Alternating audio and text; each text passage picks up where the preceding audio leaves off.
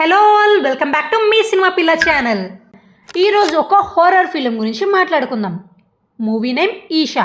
Basically నేను అంత hype చూసి ఒక మంచి హారర్ మూవీ వచ్చింది చాలా రోజుల తర్వాత అని చెప్పి పిచ్చి హైప్తో వెళ్ళాను థియేటర్కి. బట్ మూవీ అయితే బాసు ఇంకా దాన్ని నేను వర్ణించలేను అంతే.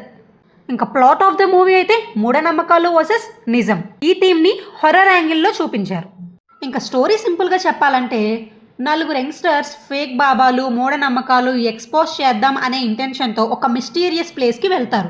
ఫస్ట్ హాఫ్లో సినిమా చాలా ఎంగేజింగ్గా ఉంటుంది. డైలాగ్స్ న్యాచురల్గా ఉంటాయి. క్యారెక్టర్స్కి ఒక బేసిక్ క్లారిటీ ఉంటుంది. అసలు ఇక్కడ ఏం జరుగుతుంది అని ఆడియన్స్లో క్యూరియాసిటీ బిల్డ్ చేస్తుంది. ఓవరాల్గా స్టోరీ, స్క్రీన్ ప్లే, సీన్స్ అన్నీ ఎటెటో పోతూ ఉంటాయి భయ్యా.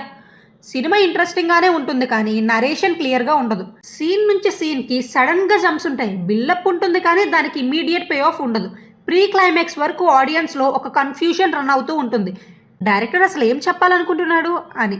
ఇంకా సెకండ్ హాఫ్ అయితే సినిమా ప్రిడిక్టబుల్గా రొటీన్గా వెళ్తుంది. రెగ్యులర్ సినిమాల్లో చూసిన ట్రోప్స్, sudden sounds, dark rooms, flash back, ghost story అన్నీ ఉంటాయి. కొన్ని సీన్స్లో అయితే ఫియర్ బాగా వర్కౌట్ అయింది. కంటిన్యూస్ టెన్షన్ అయితే ఎక్కడ మెయింటైన్ అవ్వదు. క్లైమాక్స్లో పెద్ద ట్విస్ట్ రివీల్ చేయడానికి ట్రై చేశారు కానీ అది అంత పెద్ద ట్విస్టే కాదు. ఆల్మోస్ట్ ఆడియన్స్ అందరికీ ముందే అర్థమయ్యే పాయింట్. చాలామంది ఆల్రెడీ ఎక్స్పెక్ట్ చేసిన రివీల్ అది.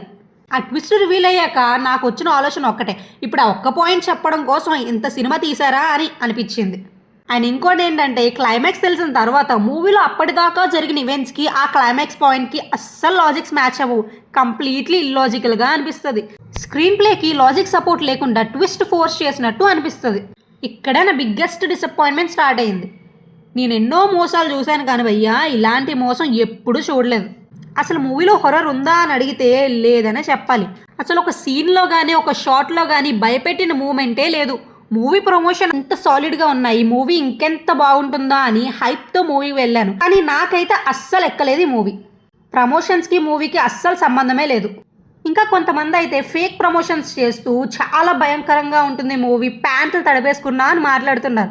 ఇంత టాప్ హారిఫిక్ ఫిలింని నేను మిస్ అవ్వడమా అని చెప్పి నేను మూవీకి వెళ్తే మూవీలో హొరర్ కాదు కదా, ఓ హారిఫిక్ సీన్ కూడా లేదు. ఇంకా పర్ఫార్మెన్స్ గురించి చెప్పాలంటే అందరూ డీసెంట్గానే చేశారు. అంత ఎక్స్ట్రాడినరీగా లేదు, అలాగే డిసప్పాయింట్మెంట్ కూడా లేదు. ఇంకా సపోర్టింగ్ క్యాస్ట్ రొటీన్గా డ్యూటీ కంప్లీట్ చేశారు. మ్యూజిక్ అండ్ బీజిఎం సినిమాకి ఒక స్ట్రెంగ్త్.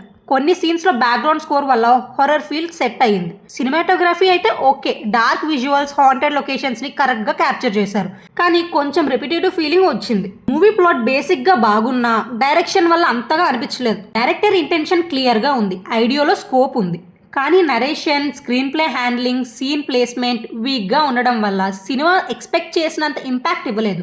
ఎడిటింగ్ కొంచెం షార్ప్గా ఉంటే కన్ఫ్యూజన్ కొంచెం తగ్గి సినిమా రిజల్ట్ ఇంకా బెటర్ అయ్యేది.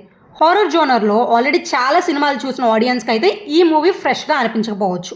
ఓవరాల్గా చెప్పాలి అంటే Eesha is not a horror film, it is a horror attempt film. Buildup ఎక్కువ, పే ఆఫ్ తక్కువ. ప్రమోషన్స్ వల్ల క్రియేట్ అయిన ఎక్స్పెక్టేషన్స్కి అయితే మూవీ రీచ్ కాలేదు. That's all to the review. మీకు నా రివ్యూ నచ్చితే నా వీడియోని లైక్ చేయండి, నాలాంటి సినిమా పిక్చర్కి వీడియో షేర్ చేయండి. మళ్ళీ నా వీడియోస్ చూడాలి అనుకుంటే సబ్స్క్రైబ్ చేసుకోవడం మర్చిపోకండి. ఇట్లు మీ సినిమా పిల్ల. ఇంకో వీడియోతో కలుద్దాం.